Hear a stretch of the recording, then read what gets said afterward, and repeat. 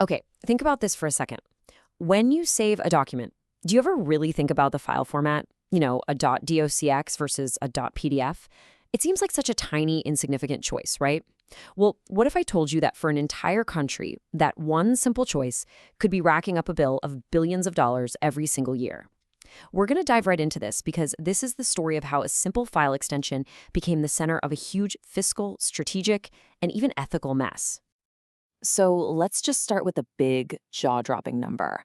According to a pretty detailed economic model, India's public institutions could be saving around 8,825 crore rupees. That's over 1 billion, with a B, US dollars, annually. And this isn't some fantasy number. It's a real projection based on getting rid of waste and inefficiency that's tied directly to a single nationwide bad habit. The stakes here are, well, enormous. And that leads us to the one question that probably just popped into your head, which is the central question of this whole thing. How on earth can choosing a file format end up being so unbelievably expensive? It just sounds crazy, doesn't it? Well, stick with me. We are going to solve this mystery together, piece by piece. So our investigation starts by tracking down the real source of the problem. And what we find isn't just a piece of software. It's more like a hidden monopoly that has wrapped its tentacles around the day-to-day workings of public administration. Here's the heart of it. The problem really kicks off with this massive institutional dependency on proprietary software. And the main one, of course, is Microsoft Word. See, when an entire government standardizes on a closed format, it creates something called vendor lock-in. You basically get trapped in one company's world and you're forced to keep paying for their licenses, their upgrades, their support, forever. And the source material for this analysis is pretty blunt about it. It says this isn't just a case of, oh, we've always done it this way. No, it calls it ethical blindness. The argument is that by forcing everyone to use a commercial product, a public institution takes a neutral tool, a word processor, and turns it into a monopoly vector.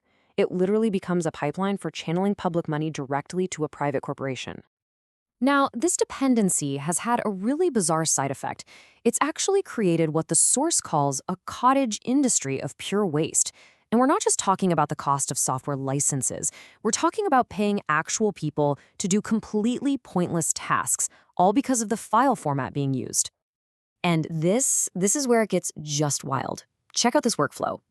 A document, which is often already finished as a PDF, gets forcibly converted into Microsoft Word. Then, private operators are paid a fee, per page, to manually reformat it to look right, and then, for the grand finale, it's exported back into a PDF using commercial software. It's a perfect circular loop of inefficiency that adds absolutely zero value. It's just burning money. So the real takeaway here is brutal. The system isn't just broken, it's actively spending public money to pay for its own ignorance. This whole ridiculous workflow only exists because there's a lack of understanding about free, open alternatives. And like the source says, it's created a culture where that very ignorance has become a way for other people to make money. Okay, so we've identified the problem, but now let's dig into the true cost of this lock-in, because the damage goes way, way beyond just a wasteful process. You can really break down the consequences into three main categories. First, there's the obvious fiscal waste. The billions lost on licenses and that completely artificial labor we just saw. Second, there's a huge strategic risk. When you're dependent on foreign proprietary software, you're undermining your own digital sovereignty. You might even risk losing access to your own historical data someday. And third, it's an ethical breach. It basically forces citizens to buy commercial software just so they can interact with their own government. Let's go back to that billion-dollar number for a sec, but this time, let's look at where the savings would come from. And it's just massive across the board.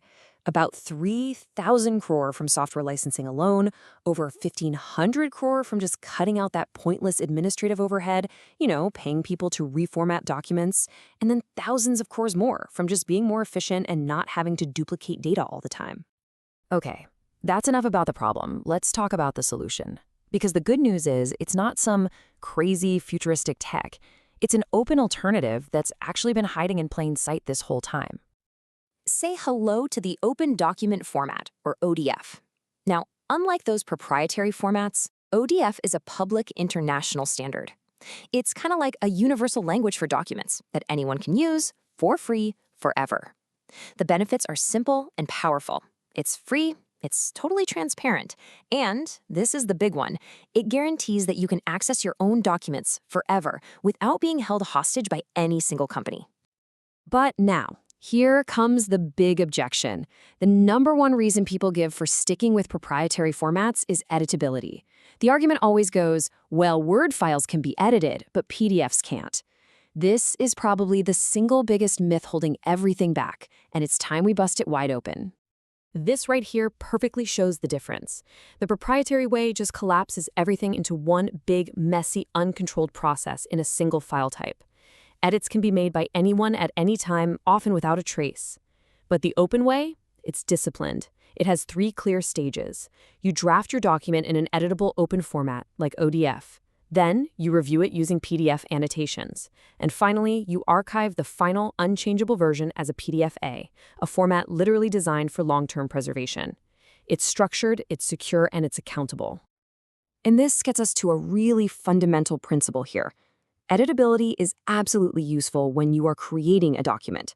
But the moment that document is approved, published, or becomes part of the official record, immutability, the fact that it cannot be easily changed, is what guarantees its integrity. That's not a bug, it's a feature, an absolutely essential one for accountability. So, the solution is clear and the thinking behind it is solid. But is it actually practical? Can it really be done? Well, let's take a look at the blueprint for making this change a reality. First off, this is not some radical, untested idea. Major organizations around the world have already done this. The U.S. Department of Defense has saved over $1 billion a year with open data reforms. NATO and the EU saw real efficiency gains. The city of Munich in Germany saved millions in just 1 year on licensing costs. The proof that this works is already out there.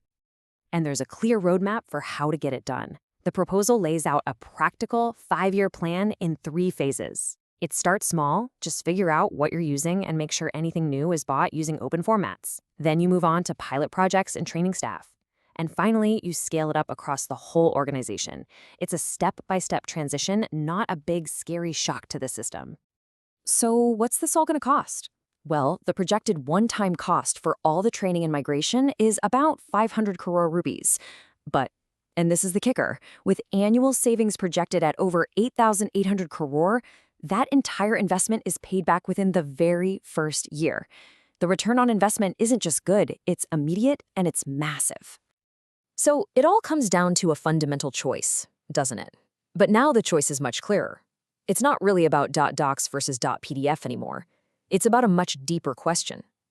We know that editability is for the messy process of creation, and we know immutability is for the integrity of the final record. So the real question is this: what do we value more? The temporary convenience of an old habit, or the long-term integrity of our knowledge? That's the billion-dollar question.